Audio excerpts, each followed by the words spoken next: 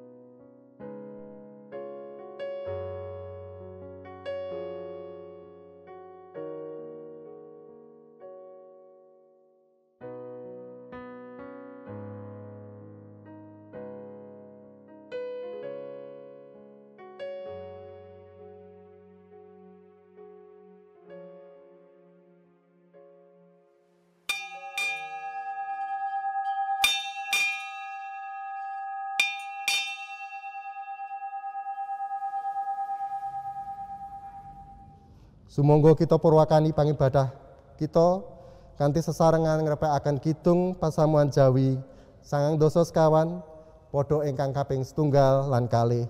Sumangga marka.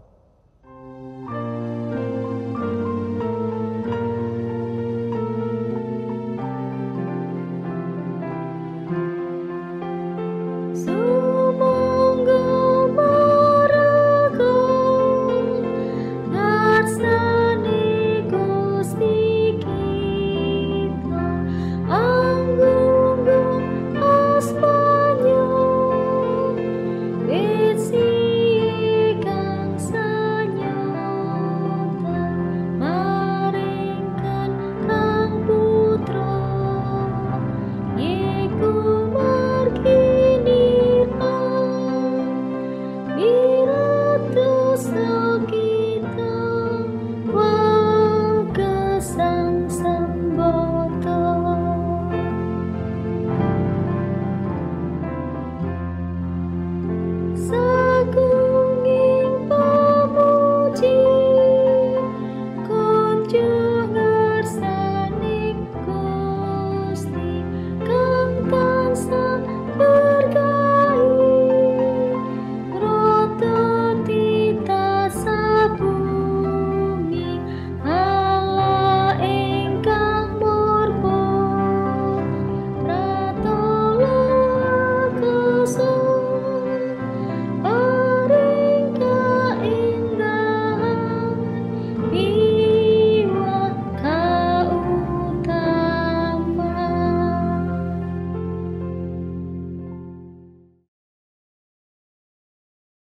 Bapak Ibu, para sedherek kagunganipun Gusti ingkang kinasih.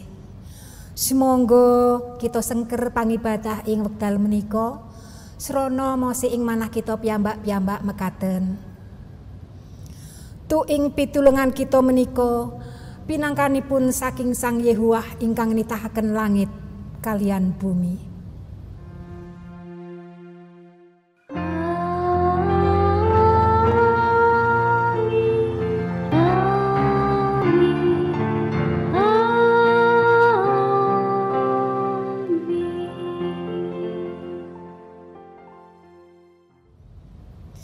Sih rahmat lan tentrem rahayu saking Gusti Allah Rama kita lan saking Gusti Yesus Kristus Sang Putra nunggila ing kita sedaya. Mugi nunggila ing panjenengan ugi. Serat Ibrani 11 ayat ingkang kaping 9 dumugi ayat ingkang kaping 3 nelakaken pracaya iku dasaring samubarang kang kita arep-arep sarta cihnaning samubarang kang ora katon. Awit ya marga saka pracaya iku para leluhur kita wis kaparingan paseksen. Marga saka pracaya kita sumurup menawa alam jembar iki wis katitahake dening sabdane Gusti Allah. Temahan samubarang kang kita deleng iku wis tumitah saka kang ora bisa kita deleng. Abraham lan Sarah pitados dumateng Gusti. Wonten ing gesangipun tansah abenajeng kalian karibetan. Maka tenugi Rasul Paulus piyambakipun ing sauruting gesangipun ugi ngalami kasangsaran. Gesangipun para tokoh kitab suci menika mboten sarwa eco sekeco lan mboten gampil dipun lampahi. Ananging saestu sedaya sami tetep saged nelakaken kapitadosanipun. Menapa ingkang andadosaken sami saged nindakaken gesang kapitadosan ingkang kados mekaten? Inggih namung awit saking sih katresnanipun Gusti. Para sedherek ingkang kinasih, minggu menika kita lumebet ing minggu Prapaskah kaping kalih.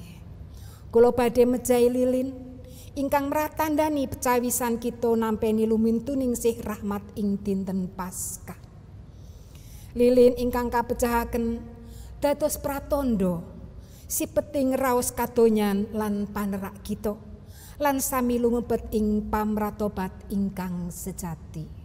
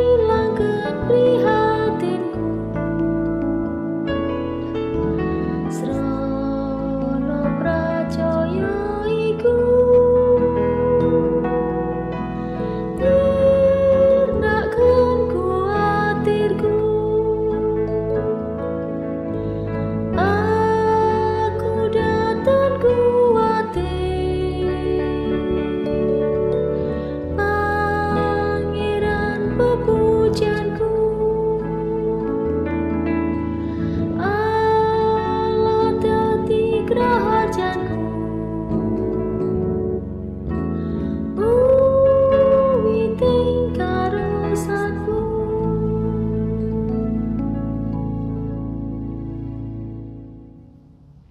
Kita lumebet ing pangakening dosa, sumangga kita ndedonga. Allah Maha Asih wonten ing sih katresnan paduka, kawula nampeni lumintuning sih rahmat, kawigatosan lan gesang. Paduka kersa migatosaken pagesangan kawula, pasamuan paduka lan inggih paring pangluar. Mugi paduka kersa paring pangapunten tumrap sedaya dosa lan kaplepatan kawula ingkang dereng saged nulat saha nindakaken sih katresnan paduka. Kawula dereng saged gesang cunduk kalian kapitadosan kawula, inggih tasih gesang miturut pikajeng kawula ingkang buru gesang kandonyan. Kawula langkung asring metani kalepatanipun asanes, nepsu dhateng asanes, nyimpen kalepataning asanes, asring nyebar kalepatanipun asanes. Mugi kersa paring pangapunten dhateng kawula ingkang kebak ing dosa. Kawula ugi nyuwun sih rahmat saking paduka. Mugi kawula saged tebih saking tumindak piyawon, srana nindakaken gesang ing saklebeting pamatobat, saha saged nelakaken kapitadosan kawula. Wonten ing asmanipun Sang Kristus, kawula ndedonga lan nyuwun sih rahmat paduka. Amin. Suwawi kita nelangsani dosa lan duraka kita kanthi ngrepekaken kidung panelangsa saking kidung pasamuan Kristen 750 sekawan padha ingkang setunggal kalian 3. Mareka marang Gusti.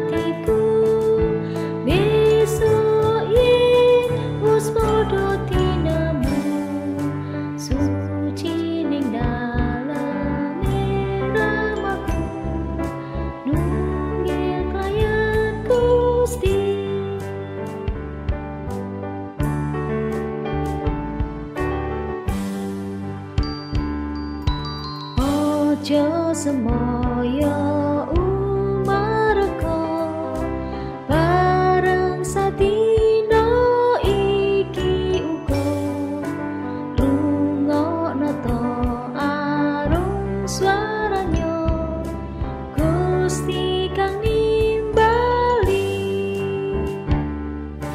iboto bunga ing atiku besok yen wis padha tinemu suci ning daleme ramaku nungging layan Gusti.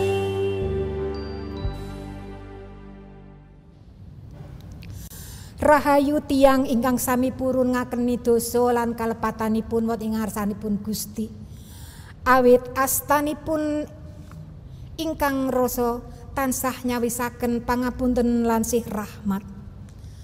Kita tampi kamirahanipun Gusti kados ingkang kaserat ing setunggal Yohanan bab 2 ayatipun 28 lan 29 ingkang mekaten suraosipun. Ana dene ing sakmengkohe anak-anakku padha tetepa ana ing panjenengane supaya samangsa panjenengane ngetingal kita padha tatak ing pracaya lan ora usah isin ana ing ngarsane besok ing dina rawuhe. Menawa kowe padha smurup yen panjenengane iku sampurna, iya ngawruhana yen saben wong kang lakoni ing kasampurnan iku laire saka ing panjenengane. Syukur dumateng Gusti.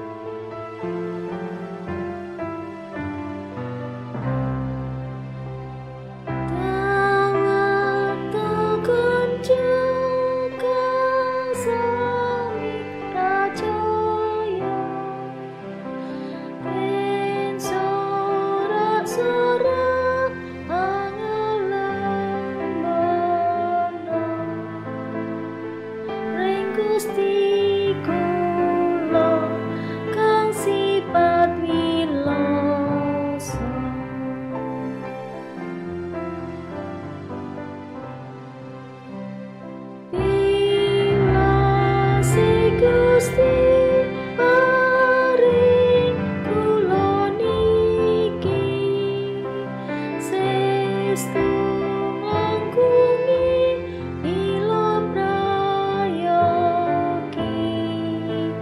pinundi pundi lan pinuji-puji.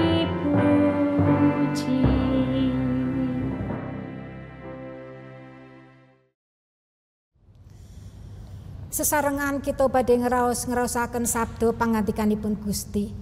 Sumangga kita sami ndedonga. Allah Rama kawula kasuwargan, kepareng kawula sami sujud jengkeng ing ngarsa paduka, ngaturaken gunging panuwun syukur awitene paduka sampun kersa paring pangrimat saha berkah wonten ing sauruting gesang kawula. Sakmenika Rama, sesampunipun kawula sami memuji lan ngluhuraken asma paduka, suhngaken isih dosa klepatan kawula lan nampi nisih kamirahan paduka. Kawula badhe nampi pangandika paduka lan sesarengan ngraos-ngraosaken. Mugi Roh Paduka ingkang suci madangi lan bikak nalar budi kawula. Satemah kawula sami saged nindakaken menapa ingkang dados kersa paduka ing gesang kawula. Dene abdi paduka ingkang dados lantaraning sabda pangandika paduka, mugi paduka tuntun lan paring kawicaksanan srana Roh Paduka ingkang suci. Sakmenika Rama, paduka mugi ngendika dene abdi paduka sumedya mirengaken wonten ing Sang Kristus. Amin.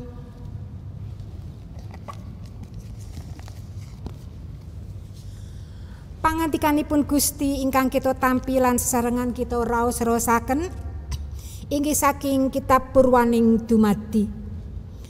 Kitab Purwaning Dumadi bab 17 ayatipun ingkang kaping 9 dumugi ayat ingkang kaping 7 kalajengaken ayat ingkang kaping 11 lan 16. Mekaten pangandikanipun.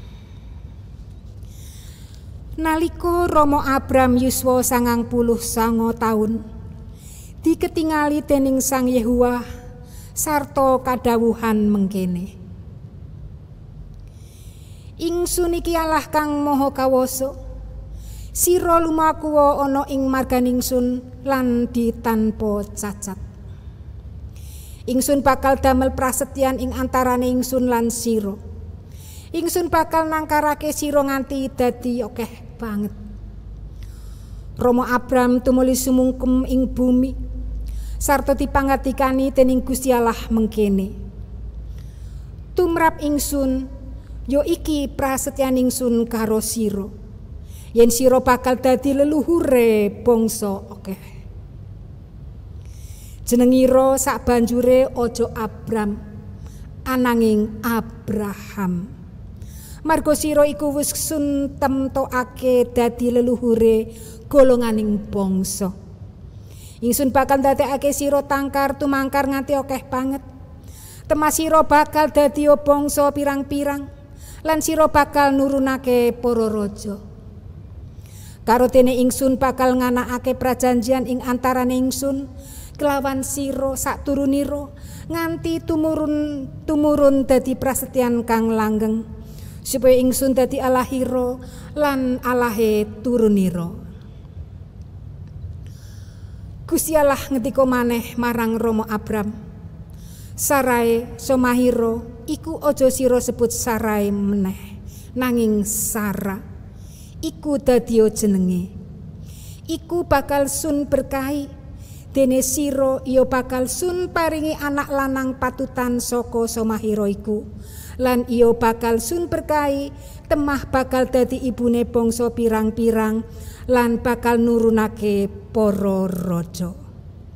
Mekaten pangandikanipun Gusti. Rahayu tiyang ingkang mirengaken sabda pangandikanipun Gusti lan nindakaken ing saklebeting gesangipun. Hosiana.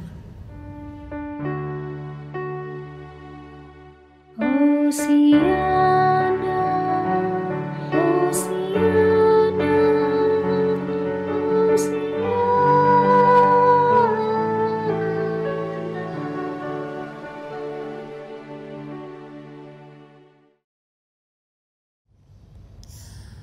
Bapak Ibu lan para sedherek ingkang kinasih, minangka tiang Kristen kita nyandang gelar tiang pitados utawi orang beriman. Menapa tegesipun? Miturut kamus, pitados menika tegesipun ngakeni utawi yakin bilih menika pancen wonten, pancen nyata saestu kawontenanipun. Pangaken ingkang mekaten menika boten namung wonten ing akal pemikiran kita, ananging ugi nglimputi ing perasaan, raos utawi manah, lan inggih kalebet ing tandang grayang utawi tingkah lampah kita. Utawi ing tembung sanes, pitados menika tegesipun ngakeni boten namung mawi lambe utawi tutuk kita menika, boten namung wonten ing pitutur, aning ugi ing manah. Nah, sikap pitados ingkang kados makaten menika ingkang dipun tepangaken dening Rama Abraham dhateng kita. Sikap ingkang kados makaten menika ingkang kawastanan sikap pitados. Inggih menika sikap ingkang mantep pitados sawetahipun. Lah sak menika pitakenan kita para sedherek kinasih. Menawi kita niti priksa ingkang kados pundi kapitadosan kita sak menika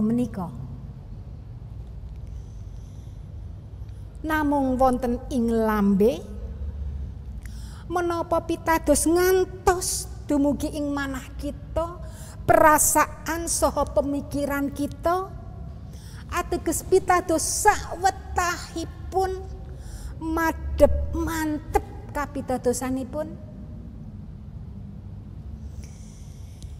Pitakenan saklajengipun, anggen kita sami nderek Gusti Yesus, milih nderek lan pitados dumateng Gusti Yesus. Menapa alasanipun? Landhesanipun menapa? Mbok pilih atur wangsulan ingkang paling asring kita pireng inggih menika, wong dadi Kristen kuwi gampang kok. Waton pracaya. Mung pracaya sampun gadah hak dados putranipun Allah, dados pewaris kratonipun Allah. Inggih to? Gampil. Menapa malih dados tiyang Kristen menika eco sekeco, awit Gusti Yesus piyambak inggih nate ngendika mekaten, nyenyuwuna mesti bakal kajurungan, totok mesti kawenganan, sing padha sapa padha nyuwun mesti bakal nampeni. Nah, waosan ing pangibadah menika para sedherek ingkang kinasih, wonten ing pundi kita sami lumebet ing Minggu Prapaskah ingkang kaping kalih, mratelakaken dhateng kita sedaya bilih pitados menika mboten namung pitados, percaya tidak hanya sekedar percaya. Ngucap pitados menika gampil, sinten kemawon saged. Ananging para sedherek, pitados ingkang kakersakaken menika pitados rana pangucap lan tumindak ingkang kita tindakaken kanthi sadar, medal saking manah pemikiran, pamanggih inggih sawetahing gesang derek Gusti Yesus ing saklebeting kasangsaranipun inggih ing saklebeting pakaryanipun Gusti.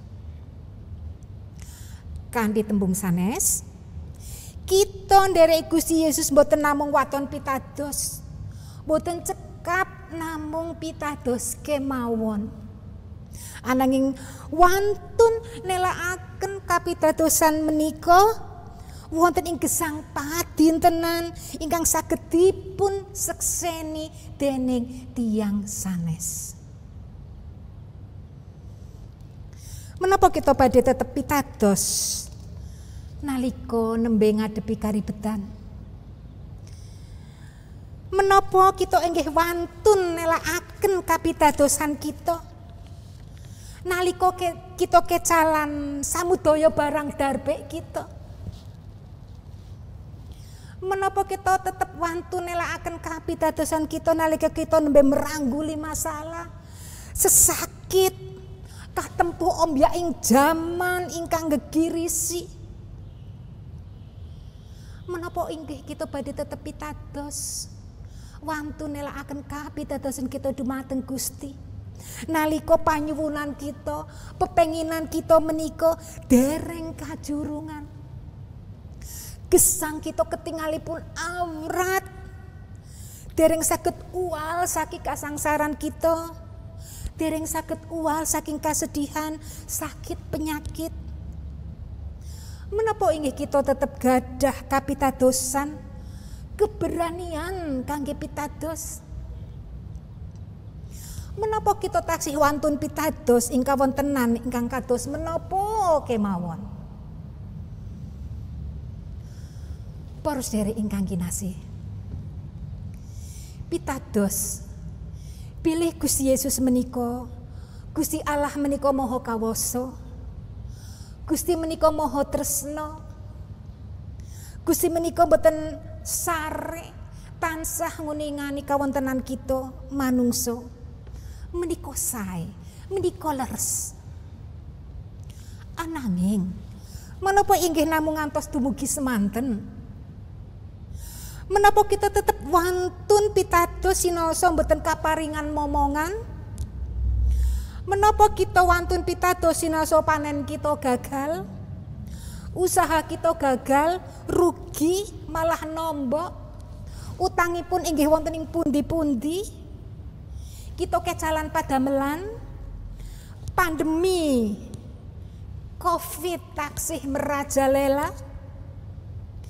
Kita taksih kangelan pitados, kita taksih kangelan pados nafkah.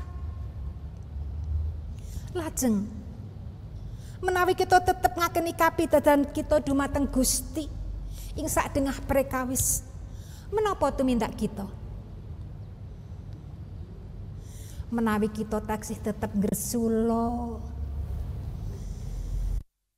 rerasan, taksih memengsahan, boten akur, boten saged ngetingalaken sih katresnan, taksih egois. Menapa ginanipun kita pitados? Para sedherek ingkang kinasih, pangandikanipun Gusti ingkang kita tampi wonten ing pengibadah menika ngajak kita supados kita nuladhaken Rama Abraham. Kita sedaya temtenipun inggih sampun mangertos sinten Rama Abraham menika. Lare-lare sekolah minggu, adik-adik sekolah minggu temtunipun nggih sampun apal cariyosipun Abraham. Bilih piyambakipun menika tetep mantep wantun mitadosi menapa ingkang dados pangandikanipun Gusti, menapa ingkang dados kersanipun Gusti dipun tindakaken dening Rama Abraham. Sinaosa pangandikanipun Gusti menika ketingalipun mokal, kepireng mokal, boten masuk akal. kangge gesang kita ing wekdal menika. Ananging Rama Abraham pitados ngantos sumujud sungkem ing bumi. Bilih Gusti Allah badhe paring momongan senajan yuswanipun sampun sepuh 99 taun. Menika wujuding kapitadosan Rama Abraham lan ingkang utami. Rama Abraham pitados mboten karono sampun nampi momongan, mboten karono sampun nampi berkah, mboten karono sampun nampi kanugrahan. Ananging justru saderengipun piyambakipun menika nampi kanugrahan. Saderengipun Rama Abraham menika nampi menapa momongan, menapa kemawon saderengipun Rama Abraham nampi sedaya menika. Rama Abraham nembe nampi janji, nembe nampi prasetyan. Ananging Rama Abraham pitados. Kangge Abraham prasetyanipun Gusti menika jaminan. Lan Abraham ugi masrahaken dirinipun gesang sawetahipun dumateng Gusti lan prasetyanipun. Abraham gadah keyakinan bilih Gusti kuwagang kuwaos paring pitulungan soho kakiatan saengga saged nindakaken samukawi sedaya. Saestu Abraham pitados dumateng Gusti. Lan ingkang edapi-edapi para sedherek ingkang kinasih, kapitadosanipun Abraham menika mboten namung tuwuh saking diri pribadinipun, ananging ugi minangka sih kamirahanipun Gusti. Abraham saged pitados dumateng Gusti kanthi keyakinan ingkang kados makaten menika namung awit saking peparingipun Gusti ingkang tansah ngugemi pangandikanipun Gusti. Setunggal kapitadosan ingkang tumuwuh karana mirengaken lan mirengaken menika karana saking pangandikanipun Gusti. Kados ingkang kaserat wonten ing serat Rum 11 ayat 17. Para sedherek ingkang kinasih, kapitadosanipun Rama Abraham sanes kapitadosan ingkang kumawantun. Sok berani, sanes omong kosong, ananging saestu mantep lan wantun ngugemi prasetyanipun, ngugemi janjinipun Gusti sinoso abenajeng kalian karibetan, abenajeng nampeni resiko ingkang boten sekedhik, ingkang boten gampil.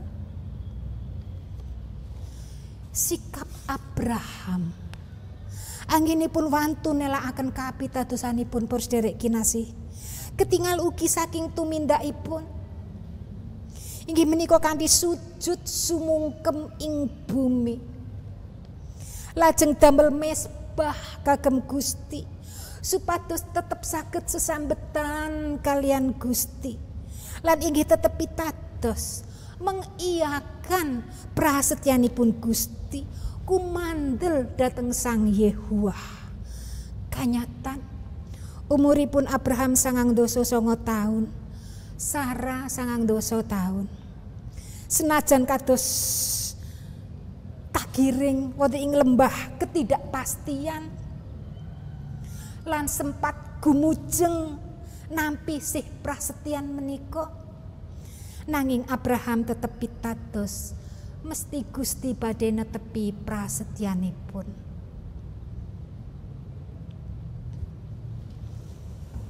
Para sedherek ingkang kinasih, sepisan malih kula aturaken, nderek Gusti menika mboten namung waton pitados, mboten namung sekedar percaya, ananging ugi tumut makarya, tumut ngraosaken kasangsaran ugi kabegjan nderek kersanipun Gusti. Pangandikanipun Gusti menika ngingetaken saha ngiyataken kita sedaya saged kita tetep mantep lan wantun nelakaken kapitadosan kita. Senajan toh kita menika badhe ngadepi kasangsaran, kesulitan-kesulitan lan sanes-sanesipun malih. Ananging Gusti tansah mberek kita supados kita saged tetep mantep lan wantun nelakaken kapitadosan kita menika satemah kita mitadosi sedaya pangandikanipun Gusti. Ngugemi prastyanipun Gusti sinaosa kita abenajeng kalian bebaya ngantos ngetohaken nyawa dados manungsa ingkang pitados kumandel dumateng Gusti. Tegesipun kita wantun pitados dumateng Gusti wonten ing sadengah perkawis ing kawontenan ingkang kados menapa kemawon kalebet abenajeng kalian pacoben malah maut. Ing satengahing pandemi ingkang sangsaya merajalela menika para sedherek kinasih, ing satengahing kasangsaran, ing satengahing gesang ing donya kita kaberep kaatak kersa wantun nelakaken kapitadosan kita. Gusti badhe paring berkah kakiyatan. Amin. Kita lumebet wonten ing wekdal tidem.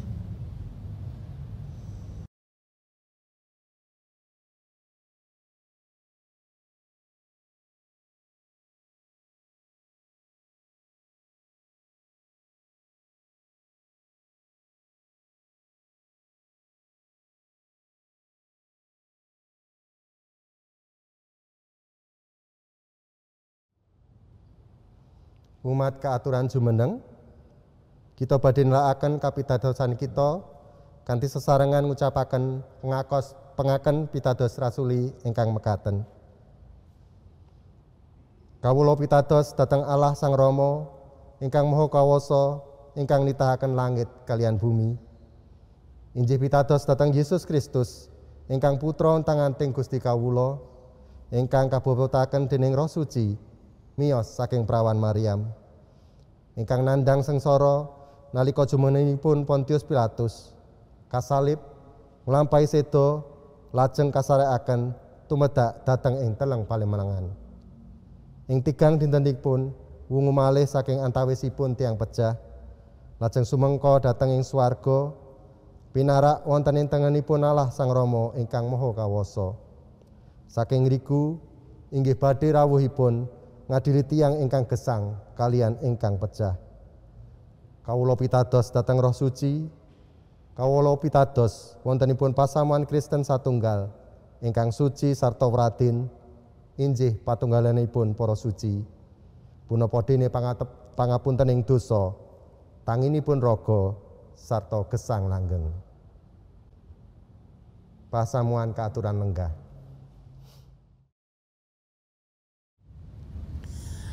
Bapak Ibu lan para sedherek ingkang kinasih, kita lumebet wonten ing pandonga syafaat. Sumangga kita sami ndedonga kawula dherekaken. Allah Rama kawula ingkang ngadhedhampar ing kraton swarga ingkang mulya saha langgeng.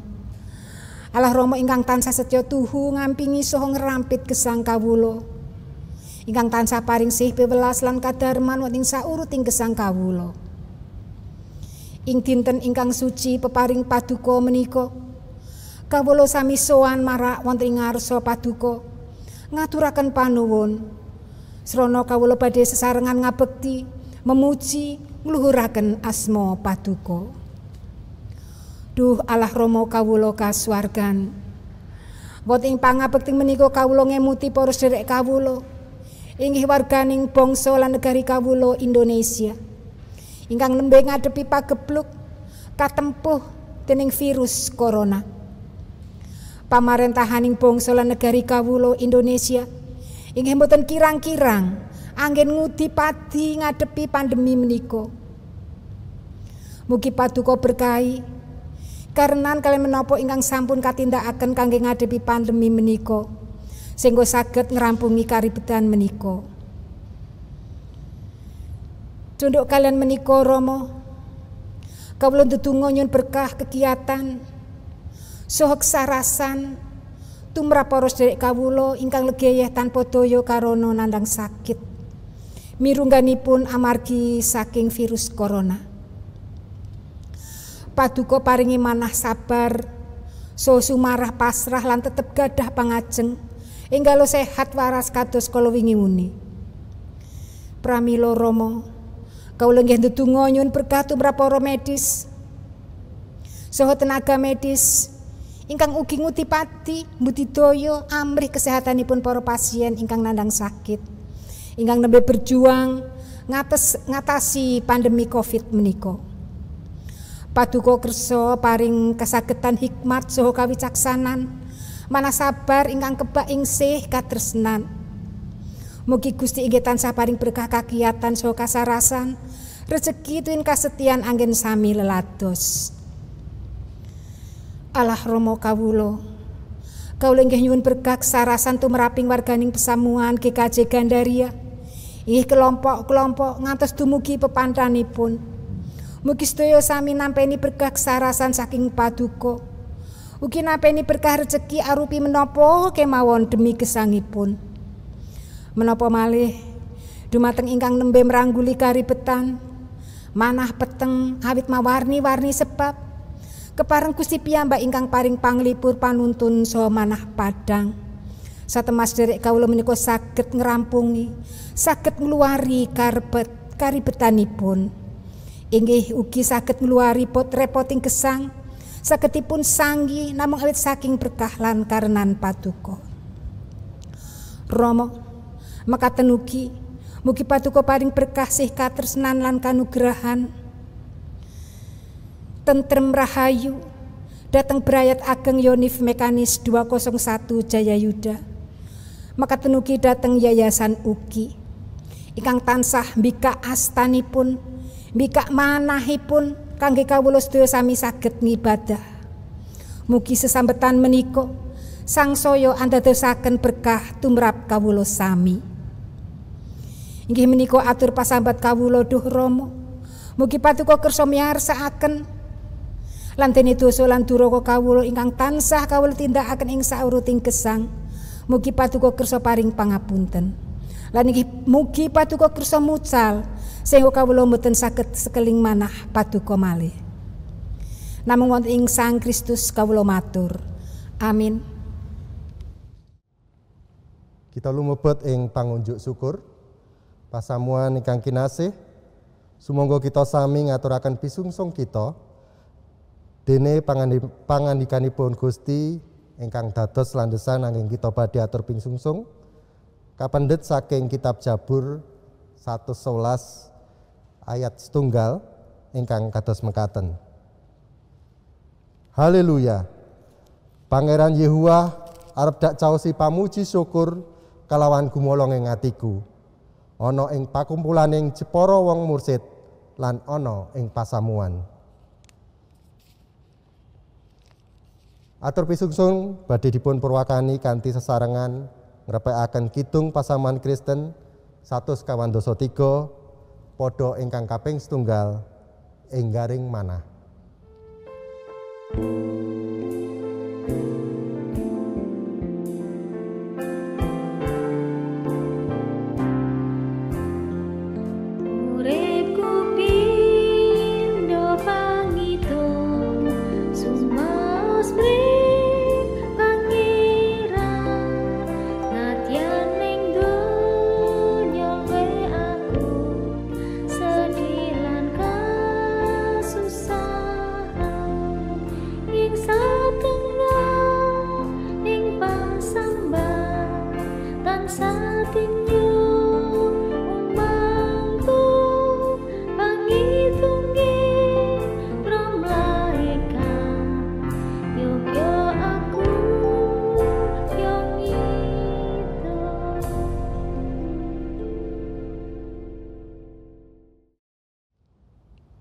Sumangga kita aturaken pingsungsung kita kanthi dedonga ingkang mekaten.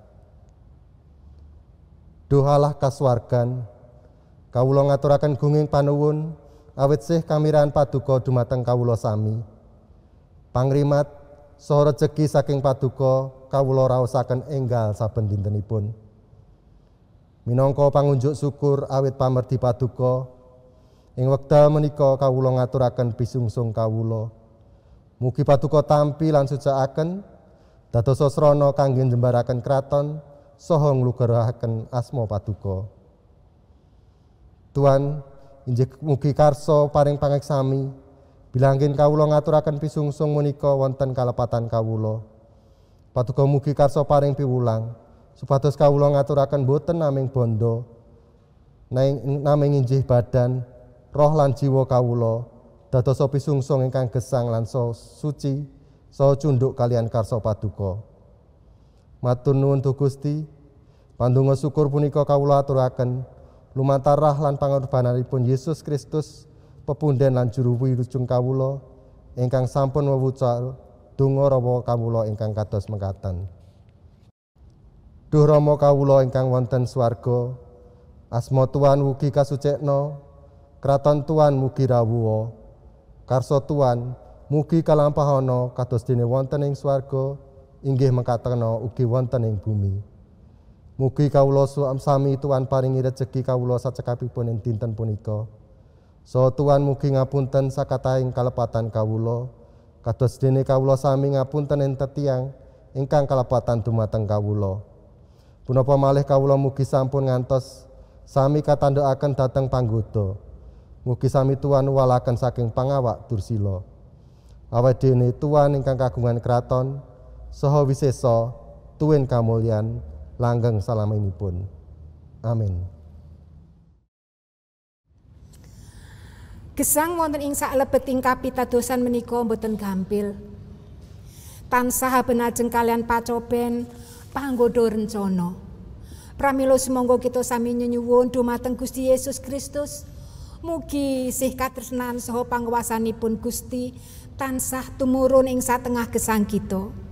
Sami pitadosa anggen derek Gusti Yesus amrih andadosaken tataking kapitadosan kita. Sumangga pasamuan kaaturan jumeneng ngrepekaken kidung besamaan Kristen 192 padanipun sepisan lan kalih kumandel ing Allah.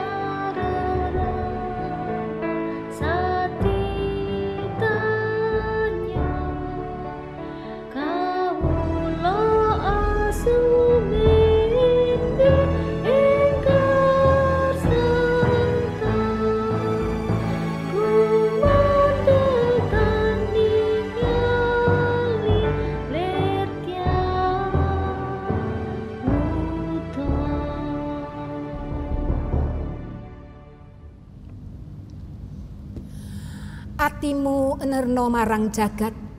Kawula sami ngeneraken manah kawula dhateng jagat. Dadya mitra tumraping pepadanira. Awit manah kawula adreng sanget kepingin dados seksinipun Sang Kristus. Pinujiya Allah Sang Rama, Sang Putra tuwin Sang Roh Suci. Ingkang boten nate misahaken kawula sami saking sih katresnanya sapunika ngantos ing salami-laminipun. Sumangga kita nampeni berkah saking Gusti Allah. Pangeran Yehuwah mugi maringono berkah dhateng kita lan ngayomi kita. Pangeran Yehuwah mugi nyunaraken cahyaning wedananipun dhateng kita lan maringono sih rahmat. Pangeran Yehuwah mugi kersa nungkulaken wedananipun dhateng kita lan maringono tentrem rahayu. Amin.